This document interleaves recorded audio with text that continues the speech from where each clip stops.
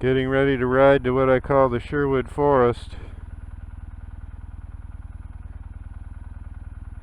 Have a little discussion on video editing software.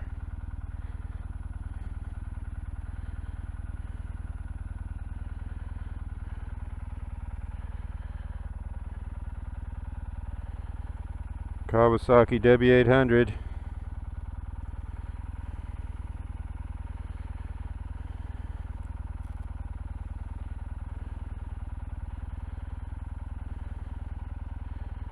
My trusty motorcycle.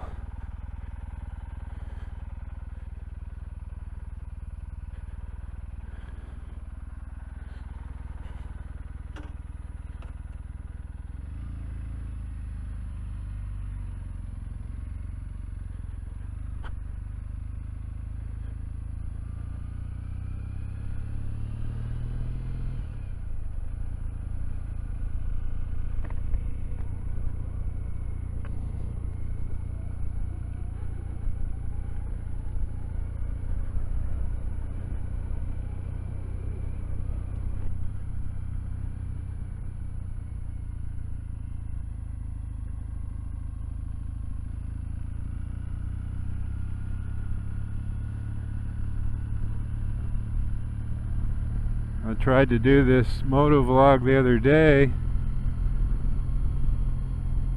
and the GoPro camera angles were completely off, and I had it fiddled with some audio settings on the Tascam DRV1 HD recorder that I record the audio to.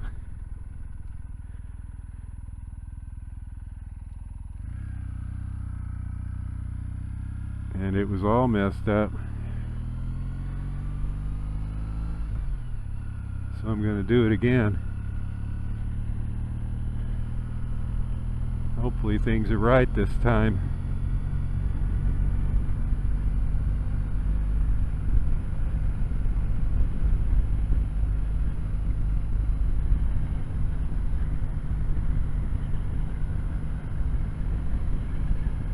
I use a couple of GoPro Hero 8 blacks. The one up front here, and another one on my chin.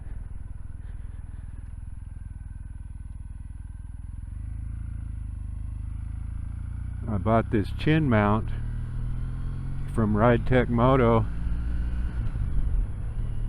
and they manufacture custom made mounts that perfectly fit the contours of your helmet. In my case, the Shoei Air 2 helmet, and it works great. Fit right on there.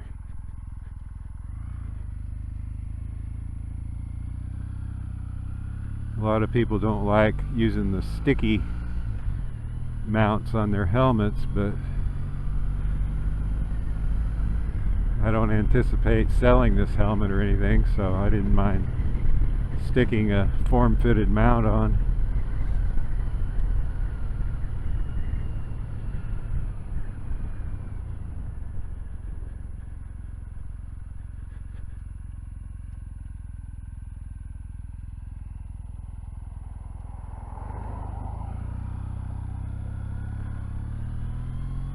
I used a chest mount before I got the chin mount for the helmet, and that view was a little bit too low. And on my brain bucket helmet,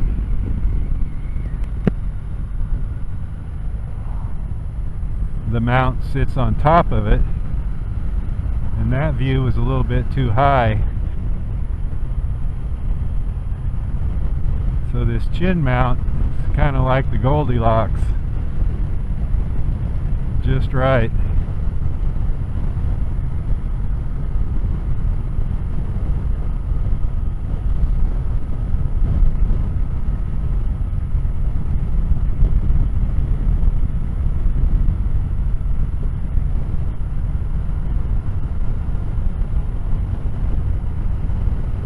I'm using this cheap GoPro mount extension that I got in a GoPro multi-pack kit, cheap kit off of Amazon. It's got all kinds of different GoPro accessories and relatively inexpensive. And I've used a lot of the accessories, including this extension.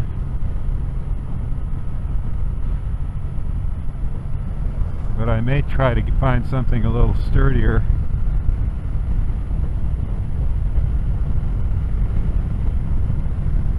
This one bounces around a lot, as you can see. And I've got image stabilization on boost, which is the highest setting in the GoPro.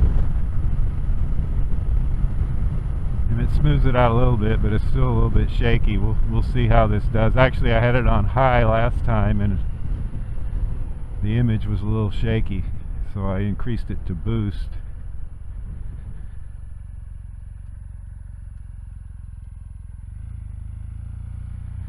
We'll see if that smooths it out a little bit.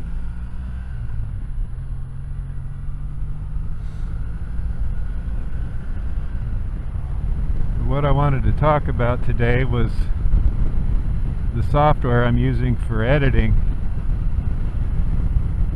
I use DaVinci Resolve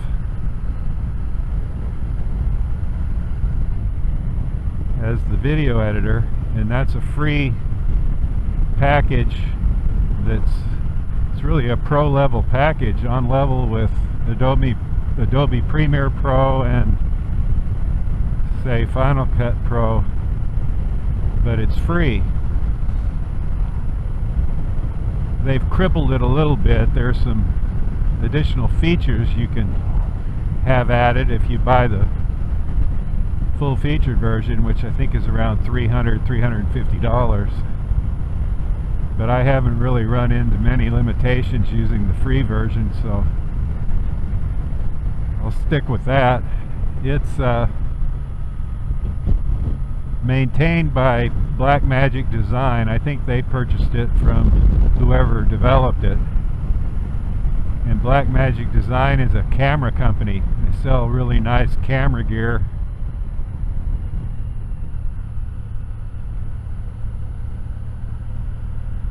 And I believe their strategy is to give away the DaVinci Resolve software in the hopes that you'll become familiar with their cameras and buy those. I haven't bought a Blackmagic Design camera, but they look pretty nice. I can see why people would.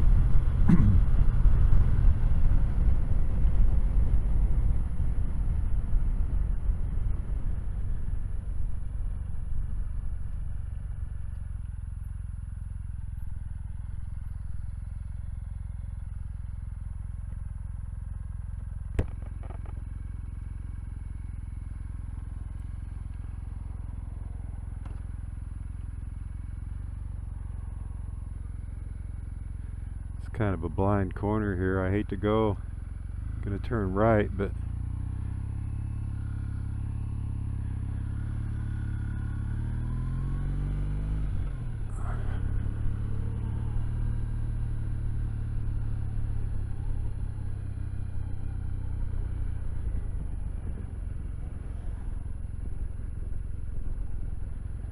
we're headed out into horse country.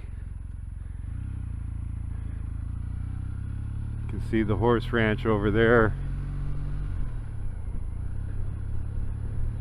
I've been watching a colt grow up over time as I go on this ride.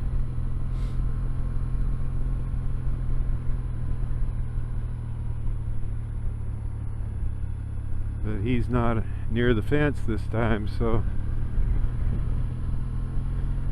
won't get a look.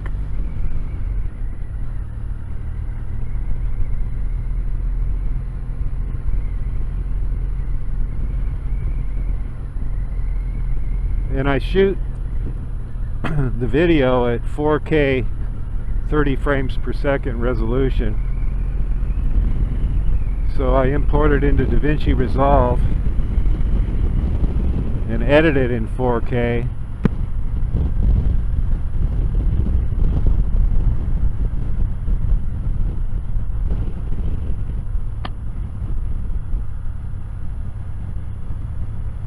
And render it out in 4K. Then it creates these huge video files. And so I was going ahead and uploading it to YouTube in 4K, but that was taking forever. It was taking forever for the upload, and also taking forever for YouTube to process it.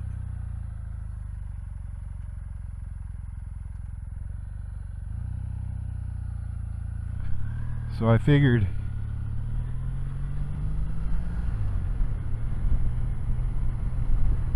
I'd try to find some better way to upload the videos. There's the Sherwood Forest Equestrian Center.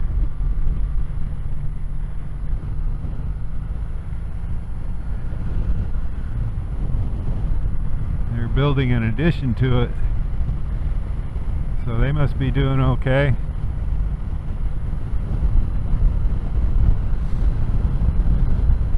So yeah, I'd end up with, say, for a 20-minute video, about a 30 gigabyte file.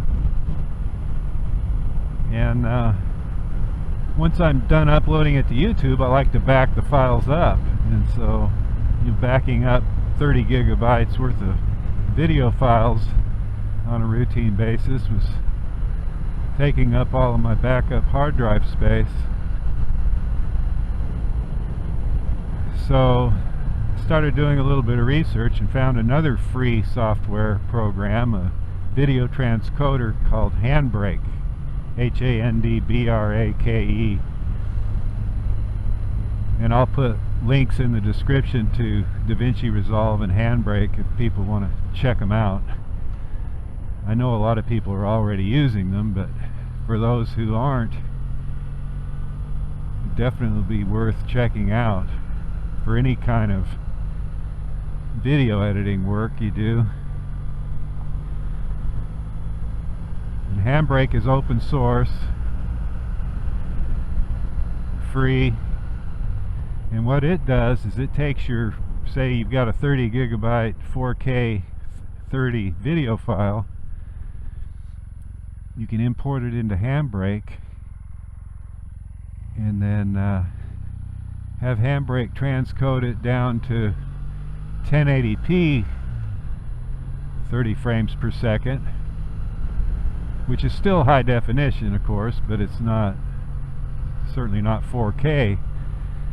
But what it does is it takes that 30 gigabyte file and turns it into about a 2 to 3 gigabyte file. And I haven't noticed an enormous reduction in video quality. Most people do their, watching YouTube on their phone or a tablet, maybe a PC, so smaller screens basically, and it's pretty tough for the human eye to discern between the 4K 30 video straight out of DaVinci Resolve and the 1080p 30 video out of Handbrake. Where I do notice a bit of a difference is a lot of times I'll watch YouTube on my TV, and the big screen 4K TV, you can tell a little bit of a difference, but it's not significant for the ease of uploading to YouTube. It just takes a small fraction of the time to upload those smaller files to YouTube, and YouTube just takes a few minutes to process them.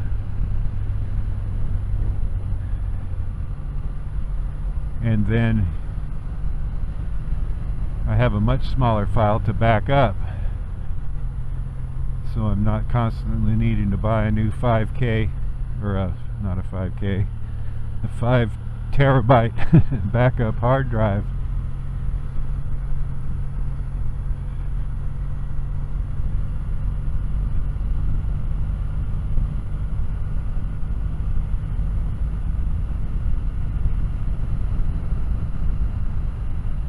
So I would highly recommend DaVinci Resolve and at least trying Handbrake. DaVinci Resolve will output your videos in 1080p. I mean, you can render them at that resolution, but I think you get a better result, a higher quality video, by rendering them out of DaVinci Resolve in 4K and then doing the transcoding in Handbrake.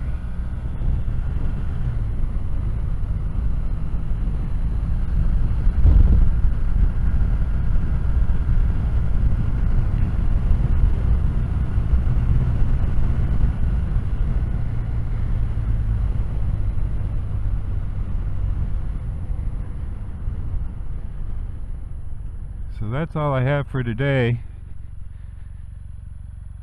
If you like this video, please give it a thumbs up and subscribe down below, and I'll see you in the next video.